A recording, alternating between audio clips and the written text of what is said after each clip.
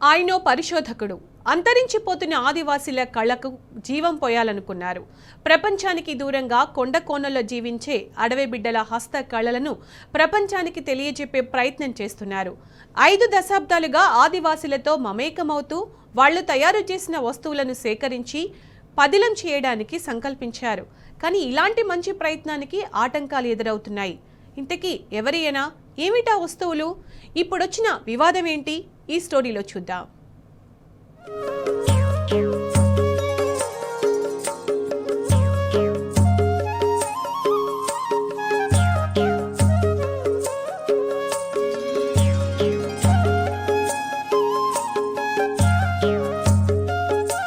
నాగరికతకు దూరంగా కొండ కోనల్లో ఉండే ఆదివాసీల జీవన విధానం విభిన్నమైంది.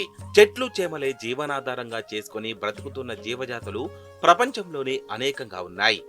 తెలంగాణలోనూ పెద్ద ఎత్తున ఆదివాసీలు ఉన్న జిల్లాలు ఉన్నాయి. అయితే ఆడబిడ్డలు వాడే వస్తువులు ఏళ్ల తరబడిగా వాళ్లు కలిగి ఉన్న కళా సంపదను చూస్తే ఆశ్చర్యం కలగక మానదు. మట్టితో చేసిన దీపాలు, కుండలు, ఇత్తడితో చేసిన దీపాంతాలు, దేవుళ్ల విగ్రహాలు, తంబూరాలు, వీణలు, ఇత్తడి పిల్లన గ్రోవి లాంటి సంగీత వాయిద్యాలు, ఇంకా అనేక రకాలైన వస్తువులను చూసి అద్భుతం అనకుండా ఉండలేము. అయితే అటవీ ప్రాంతంలో కనిపించే ఇలాంటి అరుదైన కళాఖండాలను ఈ ఆధునిక ప్రపంచంలో జీవిస్తున్న మనం చూడలేకపోతున్నాం. కానీ హైదరాబాద్ నగరవాసులు వీటిని చూడగలిగేలా చక్కటి వేదికను ఏర్పాటు చేసేందుకు పూనుకున్నారు ఉస్మానియా యూనివర్సిటీ ప్రొఫెసర్ తిరుమలరావు.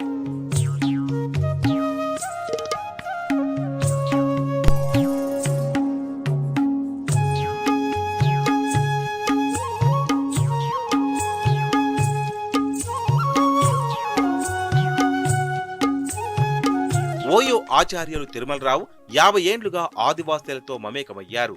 ఆడబిడ్డల జీవన సంస్కృతికి అద్దం పట్టే దాదాపు 5,000 కళాఖండాలను సేకరించారు.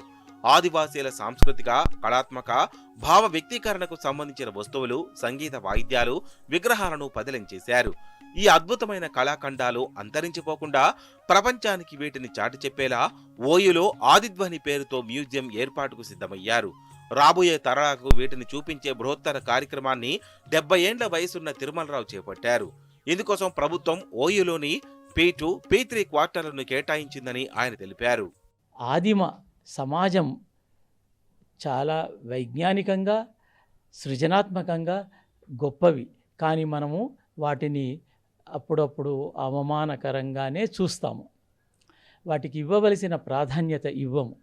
వాళ్ళ ఆత్మగౌరవాన్ని పెంపొందించడానికి గాను, నా పరిశోధన అవసరాలకి గాను వీటిని జాతీయ, అంతర్జాతీయ స్థాయిలో పరిచయం చేయాలనుకొని కొన్ని వస్తువులు సేకరించాను. అలా పెరిగి పెద్దవైపోయింది.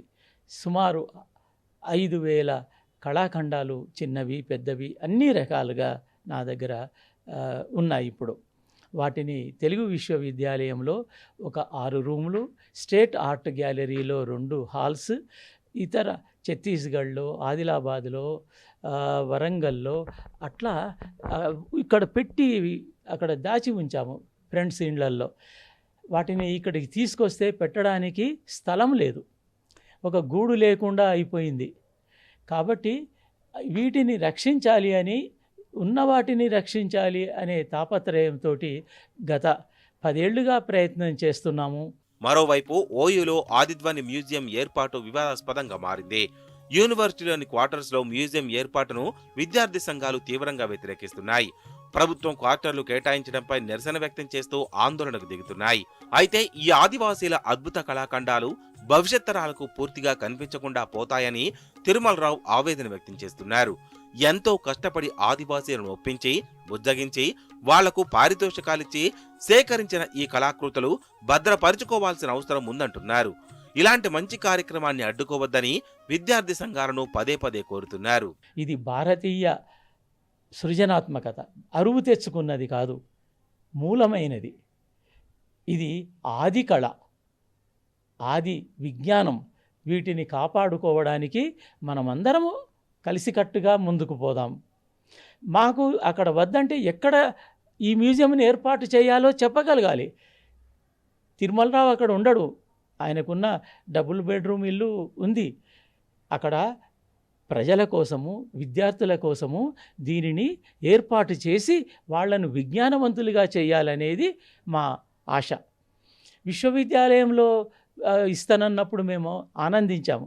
ఎందుకంటే 6-7 శాఖలకి ఇవి ఫండమెంటల్ రీసెర్చ్కి ఉపయోగపడే ఆధారాలు. మా దగ్గర తెలుగు భాషకి సంబంధించినటువంటి తాళపత్రాలు ఉన్నాయి. అది భారతీయ విజ్ఞానానికి, శాస్త్ర జ్ఞానానికి ఉపయోగపడతాయి. ఆ తర్వాత కాగితం రాతప్రతులు ఉన్నాయి 250, రాగి రేకులు ఉన్నాయి, అనేక రకాలైనటువంటి ఘంటాలు ఉన్నాయి, తాళపత్రాలను ఎలా రాసేవాళ్ళు ఆ పెన్నులు ఉన్నాయి. అలాంటి వాటిని మన పిల్లలకు చూపించాలి, వాళ్ళలో విజ్ఞానము, జిజ్ఞాస కలిగించాలి. ఔరా అనిపించే ఈ అద్భుత కళా సంపదను రాబోయే తరాలకు చేరువ చేద్దామన్న ప్రొఫెసర్ తిరుమలరావు విజ్ఞప్తిపై విద్యార్థి సంఘాలు ఏ విధంగా స్పందిస్తాయో వేచి చూడాలి.